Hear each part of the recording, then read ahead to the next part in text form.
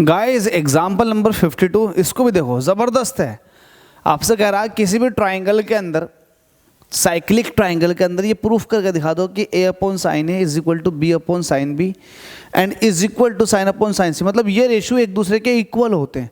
ज़बरदस्त बात है, ये आपको प्रूफ करके दिखाना। तो आपको प्रूफ करने का तरीका आता है, आपको आता है। सबसे पहले आप एक ट्राइंगल बना लो, ठीक है।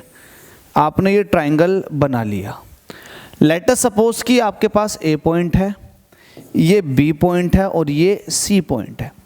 किसी भी ट्राइंगल की बात चल रही है ना, तो मैंने ट्राइंगल बना लिया ए बी सी, ठीक है। जरा ध्यान दो, लेट्स से कि ये ए है, तो इसके सामने वाली जो एज होगी वो ए वेक्टर होगी। इसी तरीके से बी के सामने वाली जो होगी ये बी वेक्टर होगी।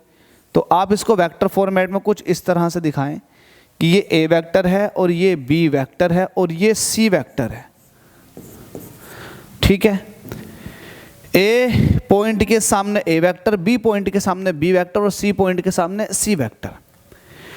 अब जरा एक बात ध्यान दें कि जब मैं इसको आगे की तरफ अगर बढ़ा दूं तो मुझे बता देंगे कि सी वेक्टर और ए वेक्टर के बीच में एंगल कितना बना, तो आप कहेंगे ये एंगल बना। अब मैं पूछूं ये एंगल कितना, तो आप कहोगे ये एंगल तो बी है, ये एंगल बी है, तो ये बना 180 माइनस बी। इसी तरीके से जब मैं इसको आगे की तरफ को बढ़ाऊंगा तो ये एंगल कितना बना, आप कहोगे कि ये एंगल सी है, तो 180 में से सी को माइनस कर दो, तो आप कहोगे 180 माइनस सी।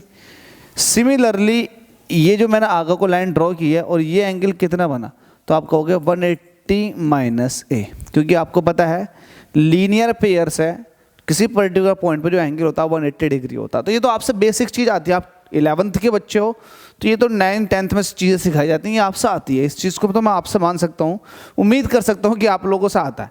अगर ये नहीं आता तो आपने सीख लिया, कोई दिक्कत नहीं है। अब बात क्या है, बात ये है, हम यहाँ पर कहेंगे आंसर लिख करके, let say triangle A B C is a cyclic triangle of a, b and c vectors,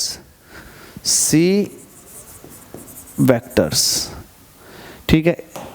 c vector सही करके लिख देते हैं इसको। ये ए बी सी वेक्टर का एक साइक्लिक ट्राइंगल है। जब ये है मतलब एक तरह से यहाँ पर 3 वेक्टर हैं और साइक्लिक फॉर्मेट में है, तो ये हमेशा ये वाली बात बिल्कुल प्रूफ होती है, a plus B plus C is equal to 0 के।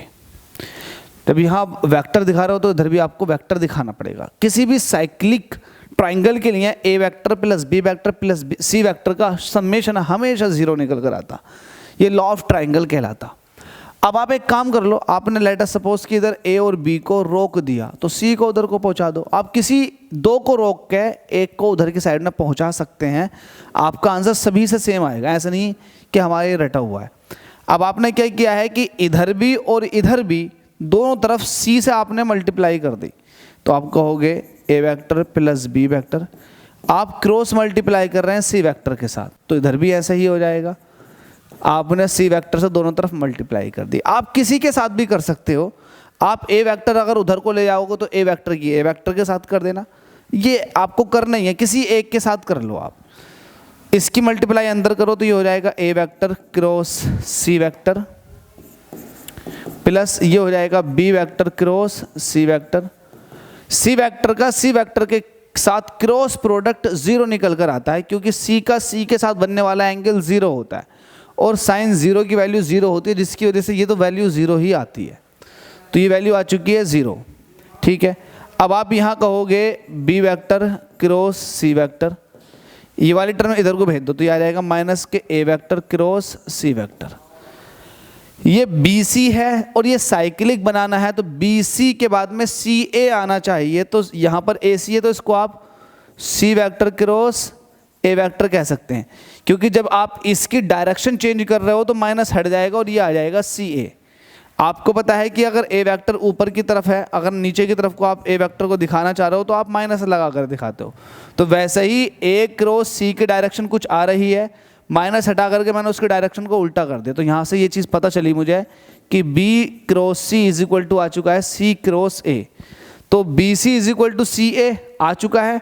सिमिलरली यहाँ से आप कह सकते हैं, सिमिलरली जब आप इन दोनों के साथ कर चुके हो, सिमिलरली ए क्रॉस बी जो आ जाएगा वो आ जाएगा बी क्रॉस सी के, ए क्रॉस बी क्रॉस सी के बराबर आ जाएगा, सिमिलरली आ जाएगा। अगर आप करना चाहें तो ये आप करके देख सकते हैं कि क्या ए क्रॉस बी क्रॉस सी के बराबर है, डेफिनेटली 100% आ जाएगा।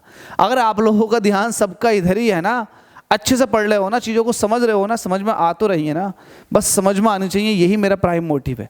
तो A cross B is equal to B cross C के बराबर आ चुका है from equation first and equation second. तो मैं कह सकता हूँ from equation first and second, तो आप लिखो from equation first and second, दोनों इक्वेशन है, जल्दी से फटाफट। आपके पूरे में से पूरे मार्क्स आएंगे, पूरे में से पूरे, 11th खराब नहीं होगा। बस सारे न्यूमेरिकल लगाओ मेरे साथ, सारी थ्योरी पढ़ लो, फिर बता देना कि क्या रहेगा आपका। जल्दी से इक्वेशन फर्स्ट एंड सेकंड की बात कर रहे हैं, तो यहाँ से आप देखेंगे कि ए क्रॉस बी ये आया था बी क्रॉस सी के, by the way B cross C जो था वो सी क्रॉस ए के बराबर था। तो ये तीनों ही A B vector just equal है, ए और बी वेक्टर का क्रॉस प्रोडक्ट इक्वल आया बी और सी वेक्टर के क्रॉस प्रोडक्ट के, एंड सी और ए का जो क्रॉस प्रोडक्ट है वो बी क्रॉस सी के आ गए, तो आपको इक्वल दिखाई दे रहे हो। अब इनका अगर मैं मैग्नीट्यूड लिखना चाहूँ तो मैग्नीट्यूड भी आपस में इक्वल होगा, ए क्रॉस बी का जो मैग्नीट्यूड होगा वो बराबर होगा बी क्रॉस सी के, क्योंकि आपको पता है जब दो वेक्टर इक्वल होते हैं तो उनके मैग्नीट्यूड भी इक्वल होते ही हैं। तो ठीक है, इनके वेक्टर के मैग्नीट्यूड भी आपस में क्या होंगे, इक्वल होंगे। जैसे ही आपने इनके मैग्नीट्यूड्स को इक्वल किया तो अब इनको ओपन करने का नंबर आ गया भाई, ठीक है। ए और बी को ओपन करो तो ये हो जाएगा ए बी साइन, ए और बी वेक्टर के बीच बनने वाला एंगल, तो ए वेक्टर और बी वेक्टर के बीच जो एंगल बन रहा है वो बन रहा है 180 माइनस सी, तो आप कहोगे इसको 180 माइनस सी, साइन 180 माइनस सी। सिमिलरली जब ए और बी था तो एंगल सी माइनस हुआ, जब बी और सी होगा तो यहाँ बी सी साइन 180 माइनस, जब बी और सी है तो 180 माइनस ए हो जाएगा। सिमिलरली जब सी और ए की बात कर रहे हो तो ये हो जाएगा C A sine 180 minus B, B angle B बनाओ,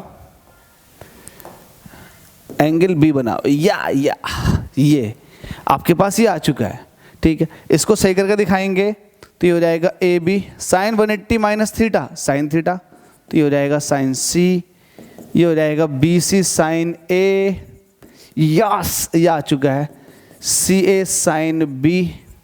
अब सबको ए बी सी से डिवाइड कर दो, तो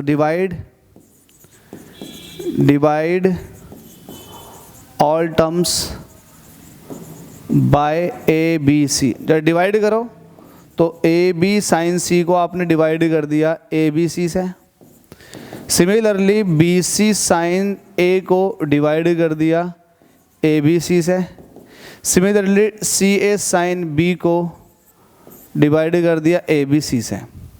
डिवाइड करने के बाद आप देखो कि ए बी से ए बी कटा, बी सी से बी सी कट गया, सी ए से सी ए कट गया, तो आपके पास यहाँ से क्या बचा sine C upon C is equal to sine A upon, यहाँ से बी सी कटा तो साइन ए बचेगा, is equal to sine B upon B.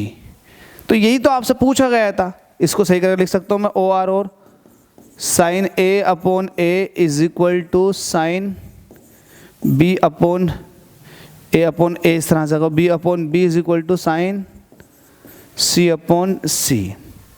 बस यही आपसे प्रूफ करवाया गया था कि एंगल और साइड का रेशियो देखो इक्वल है या नहीं, बिल्कुल इक्वल है। तो यही चीज़ आपसे प्रूफ करवाई गई थी और आपने इसको हंसते खेलते प्रूफ कर दी। अब यहाँ ए ऊपर है साइन नीचे है, तो आप इसको उल्टा भी कर सकते हैं ओ आर और, क्योंकि जब रेशियो एक दूसरे के इक्वल है तो इनका उल्टा भी एक दूसरे के इक्वल होगा। ओ आर और A upon sine A is equal to B upon sine B is equal to C upon sine C. No doubt ये भी इक्वल होगा एक दूसरे के।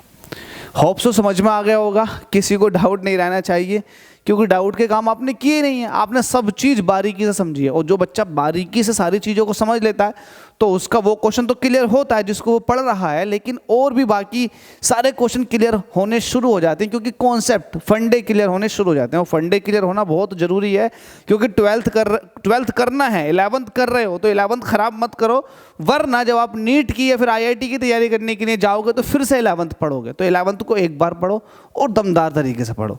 थैंक यू सो मच आप सभी के प्यार और सपोर्ट के लिए।